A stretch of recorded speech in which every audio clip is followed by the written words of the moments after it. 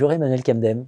Bonjour Jean-Philippe Denis. Emmanuel Kemdem, vous êtes professeur des universités, ESSEC, Institut supérieur du management et de l'entrepreneuriat, IME, Douala.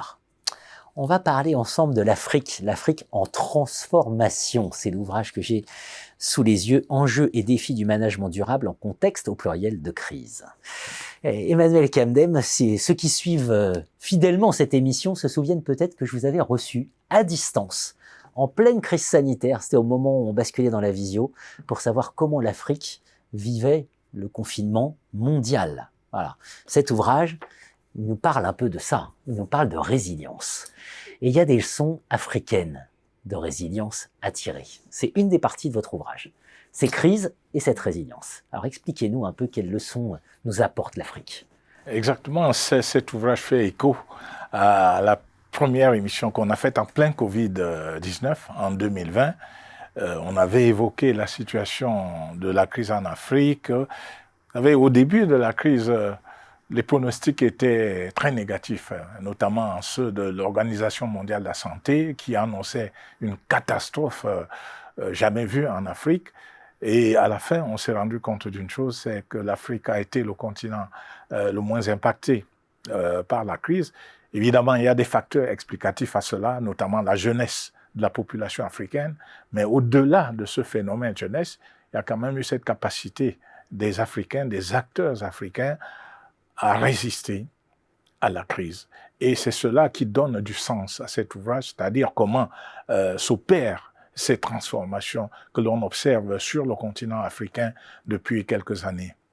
La résilience, c'est quand on encaisse un choc, et qu'on arrive précisément à dépasser ce choc. Voilà. Alors concrètement, si vous deviez nous donner quelques lignes directrices abordées dans l'ouvrage sur l'Afrique avant, voilà, avant la crise sanitaire, l'Afrique avant ces chocs, et la façon dont en Afrique on a répondu. Alors un exemple... On a encaissé le choc. Un exemple emprunté à un des chapitres de l'ouvrage, c'est par exemple l'émergence de ce nouveau modèle entrepreneurial qu'est la co-entreprise. Pour en quelque sorte expliquer la nature des relations qui se construisent entre les firmes multinationales étrangères et les entreprises africaines. Jusqu'à présent, le modèle dominant était celui de la filialisation, c'est-à-dire une firme multinationale étrangère qui va s'implanter en Afrique à travers une filiale locale.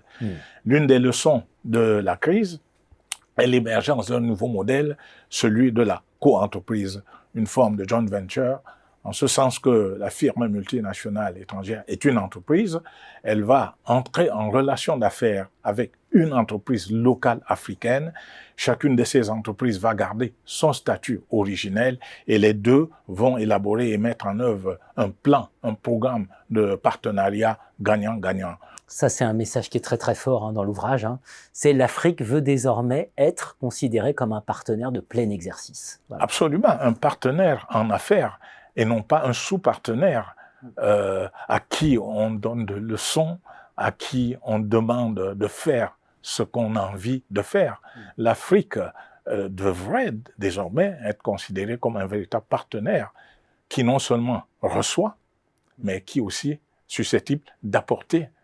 Et notamment, ce qui est évoqué sur la question de la résilience, dans l'ouvrage, nous mettons en évidence des formes de résilience caractéristiques de l'environnement africain, par exemple des formes de résilience qui tirent leur source des cultures africaines, des religions africaines.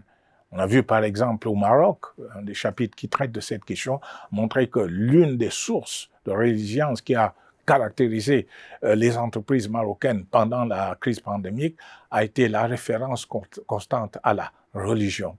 Ça peut paraître, banal, voire étrange pour un Européen aujourd'hui de savoir qu'en contexte africain, la religion n'est pas seulement en quelque sorte un outil, un instrument qui permet à l'individu d'entrer en communication avec une divinité, mais que cette religion peut aussi servir pour résister à des situations inhabituelles comme celles connues pendant la crise pandémique. L'Afrique aux avant-postes de la transformation. C'était comme ça qu'on en avait parlé déjà ensemble. Absolument, à suivre absolument. On devrait dire les Afriques d'ailleurs, les Afriques. L'Afrique en transformation, enjeux et défis du management durable en contexte de crise. Merci Emmanuel Kemdem. Tout à fait. Merci beaucoup. Merci Jean-Philippe.